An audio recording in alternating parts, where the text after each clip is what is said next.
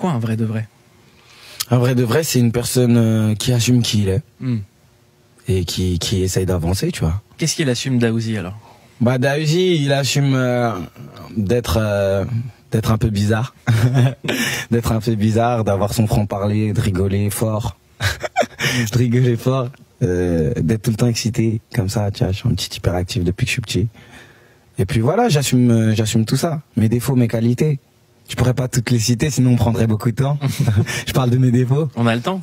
Ouais, mes défauts, j'en ai plein, tu sais, je suis quelqu'un de très, comment dire, je suis très borné. Et puis je suis vraiment trop impulsif, tu vois. Il y a la paranoïa aussi. Franchement, non, ça va. Paranoïa, ça vient surtout... À écouter l'album, en tout cas. Ouais, mais la paranoïa, franchement, même quand t'écoutes l'album, moi, je suis parano, mais mes doutes sont souvent fondés, tu vois. C'est pas vraiment de la paranoïa. C'est une vraie phrase de paranoïaque. Ben non, mais... mais non, c'est une phrase de bon enquêteur aussi. Attention. C'est vrai. Tu vois, après, des fois... c'est de la parano si tu veux pas aller au bout des choses, mais si tu vas au bout des choses et tu vois que t'avais raison, c'est plus de la parano, c'est juste qu'en fait, ah ouais, je t'avais vu, tu vois. Est-ce que tu mets du temps à accorder ta confiance? Bah, je sais pas si je mets du temps, mais une fois que je te l'accorde, si tu rates, tu rates, c'est fini. Il y a eu des trahisons, des gens où tu t'es dit... De ouf, ah ouais? Toute ma vie, wesh. Ma vie, elle est remplie de ça. C'est vrai? Ouais, de ouf. Ça a commencé tôt? Ouais, de ouf. Bah, tu vois, dans la vie, moi, je suis souvent déçu des gens, tu vois. Après, même moi, je déçois, ça se trouve aussi, mais je préfère être seul, comme ça, j'ai pas la possibilité de décevoir, tu vois. Quand il t'arrive une aventure comme par exemple l'incarcération, est-ce que t'as des nouveaux amis qui ont disparu tout de suite? Non, pas forcément. Pas forcément, là, c'est plus des réactions qui ils ont pas disparu, les gens, c'est juste des réactions qui, toi, te font prendre, t'as un certain recul qui fait que les réactions, tu les vois plus pareilles, maintenant, tu vois ce que je veux dire? Quelqu'un, il te dit, il t'envoie salut, ça va, tu vas pas le prendre pareil, déjà. Tu vois, un truc bête, hein, mais tu comprends ce que je veux dire. T'as aussi des gens qui attendent la mauvaise nouvelle. De ouf.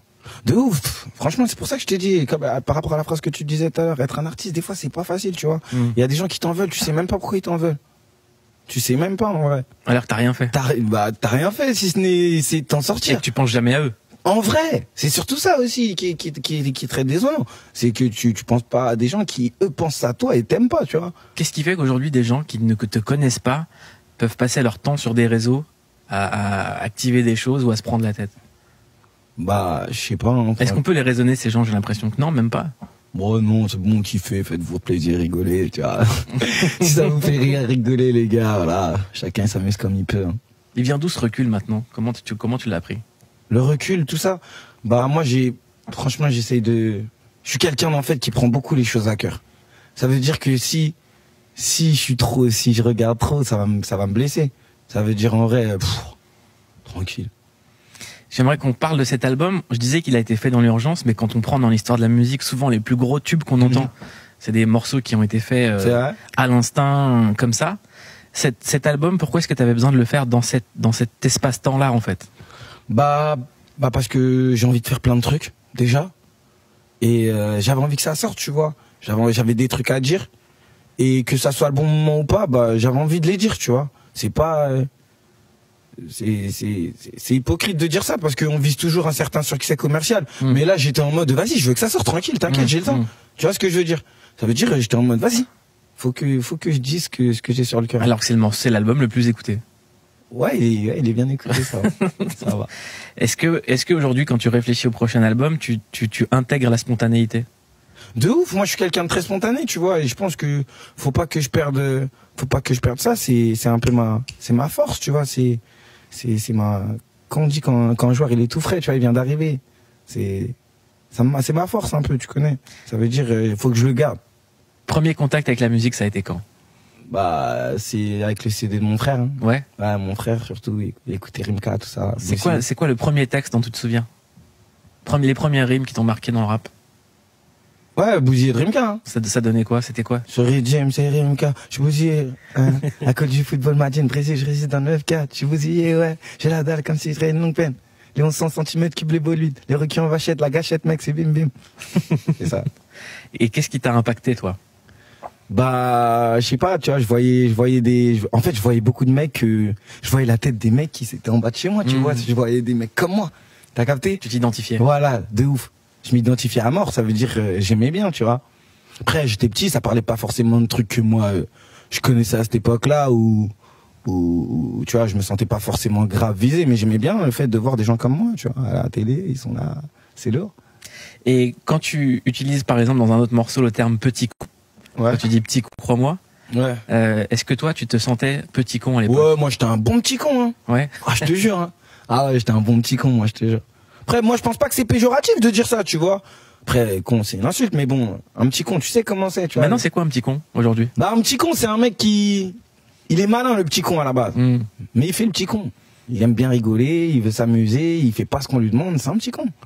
Toi, c'était quoi ton rapport à l'autorité?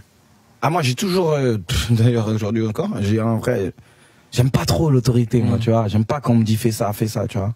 J'aime bien faire ce que j'ai envie de faire. Et après, tu vois, on voit. Donc, est-ce qu'être un artiste a été un moyen d'aller chercher sa liberté? Ouais, de ouf. De ouf. De ouf, être un artiste, c'est un d'être libre. Voilà. C'est quoi pour toi la liberté aujourd'hui? Tu la trouves où? Bah, la liberté, moi, je la trouve quand je voyage, quand je suis loin. Voilà, c'est là je me sens super libre. Je me sens super libre. C'était quoi le dernier voyage? Bah, là, je crois que c'était la Turquie. Non, c'était la Serbie. J'étais en Serbie. Ouais. Vacances? Vraiment boulot. Ah bon? Ouais. Séminaire? Non, boulot clip. D'accord. Tournage de clip? Ouais. Et t'as pu profiter un peu de la Serbie? Ouais, c'était lourd, là. Ouais. C'était lourd, les Serbes sont grave accueillants, j'ai grave aimé, voilà. Voilà, j'étais agréablement surpris, c'était grave gentil et tout, je te jure. Franchement, j'ai kiffé. Et quand on parle de toi, quand t'étais enfant et que tu te mets à écouter ces morceaux de rap, à quel moment tu t'es dit, je peux être le mec qui écrit ces morceaux? Ça va me parler? Bah, ça a franchement, je l'ai souvent dit, mais c'est quand j'écoutais beaucoup Nesbill à une époque. Ouais. Tu vois? C'était à l'époque de la mélodie des briques, tout ça. Ouais. Bah, c'est là, ça m'a vraiment matrixé, tu vois. Ça m'a matrixé à me dire, en fait, je peux essayer d'écrire des textes, me matrixer, faire du rap, tu vois, c'est quoi. Elle est venue d'où ta motivation et ta confiance en toi? Moi, j'ai toujours été quelqu'un qui croit beaucoup je crois beaucoup en moi, tu vois. Ah, je tiens ça de ma mère, d'ailleurs. Mais, je pense que, je sais pas, hein, ça a toujours été là, je pense, hein. Franchement, ça a toujours été là. Et après, le fait de devoir surmonter tellement de galères pour un truc que tu dis, que à la base, tu penses même pas que tu vas faire que ça va être un travail, tu vois, dans ta vie. Bah, au final, ça te motive et ça te dit qu'en fait, non, c'est sûr, c'est ça. Est-ce que t'as vu autre chose que de l'amour et de la confiance dans les yeux de ta mère? Bah ouais, j'ai vu autre chose dans ma vie. J'ai vu du doute. Des fois, elle doutait, j'ai vu de la peur. J'ai vu plein de trucs dans les yeux de ma mère. Aujourd'hui, je vois que de la fierté. C'est ce qui compte. Et le pardon? Ouais, ça y est, ils m'ont pardonné depuis. Ouais. J'ai l'impression que toi, tu t'en veux encore plus de leur avoir fait du mal. Ouais, de ouf. De ouf. Plus tu grandis, plus tu te rends compte, tu vois. J'arrive à un âge où j'espère avoir des enfants un jour, tu vois. Et je vois que c'est pas ça que j'aimerais, moi, pour mes enfants. Tu vois, après, ma mère, elle vient du bled. Ça veut dire qu'elle a eu plus de difficultés, t'as capté, il y a plus d'épreuves encore. Nous, on vient d'une autre génération. On est là. Ça veut dire, t'as capté ou pas? J'ai d'autres ambitions. Ça veut dire que quand je transmets ces ambitions et je vois ma mère, je me dis, putain, fais le coup un peu.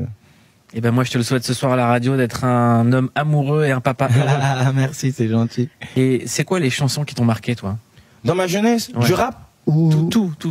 Moi, j'aime bien la variété aussi, tu vois. Je suis un mec un peu bizarre, tu vois. J'écoute du Balavoine. Je peux t'écouter du Salif. Tu vois, c'est quoi? T'es un peu verveine, t'es un peu underground. Voilà. Comme ici. Voilà. Je suis carrément dans le thème. T'es carrément dans le thème. Est-ce que toi, t'as l'impression d'écrire de la poésie? Bah, j'ai pas cette prétention, mais en tout cas, j'essaye de bien écrire. Ouais. C'est important. Bah ouais, je pense, hein. Moi, j'aime bien les belles formulations, tu vois.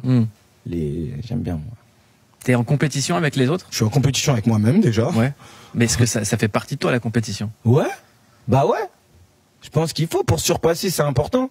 Faut toujours essayer. Après, tu connais, faut que ça soit ça. Mais je pense qu'il faut toujours essayer d'être en compétition avec soi-même, essayer d'aller toujours plus haut, Les grands champions, ils ont toujours essayé d'être plus forts que tout le monde, hein. Et ça fait partie du hip-hop. Ça fait partie du truc, voilà, du hip-hop surtout. Faut toujours essayer de être meilleur que l'autre. Ça a commencé avec les Quinry à l'ancienne, c'était dans les clashs et tout, les trucs. Ça veut dire c'est le jeu. Est-ce que toi, il y a aussi quelque chose qui fait partie de ta musique, c'est la créativité des mélodies. Ouais. Il y a quasiment jamais le même flow. Ouais. À chaque fois. Qu'est-ce que tu poses d'abord? Est-ce que c'est d'abord la mélodie ou le texte? Non, souvent c'est le texte. Souvent c'est le texte que je pose en premier. Et après la mélodie elle me vient. Hein. Voilà, des fois la mélodie elle me vient direct. Daouzi, c'est l'élégance. Merci. Quand tu dis les valeurs avant les fessiers, il y a une certaine élégance. Merci. Ouais, il y a une mentale en fait. Voilà, on essaye, il faut la garder. Elle vient d'où cette mentalité? Bah, je pense que pour le plus, elle vient de ma mère déjà, parce qu'elle m'a très bien éduqué, je pense. Et puis après, tu connais, on a grandi dans un quartier où tu connais, les grands frères ils nous apprennent à marcher droit aussi. C'est ce que j'appelle moi l'élégance, c'est ma définition. Voilà. C'est souvent quand on parle des quartiers, on colle pas ce mot de l'élégance. Non, attention. Ça vient des quartiers aussi, ça vient de mon quartier ça. Voilà. Ça de mes bases, ça vient de mon quartier. En tout cas, Daouzi, garçon extrêmement élégant, artiste important, et je vous le dis, vous devez connaître Daouzi si vous voulez savoir ce qui se passe en ce moment en rap français. C'est Verveine Underground.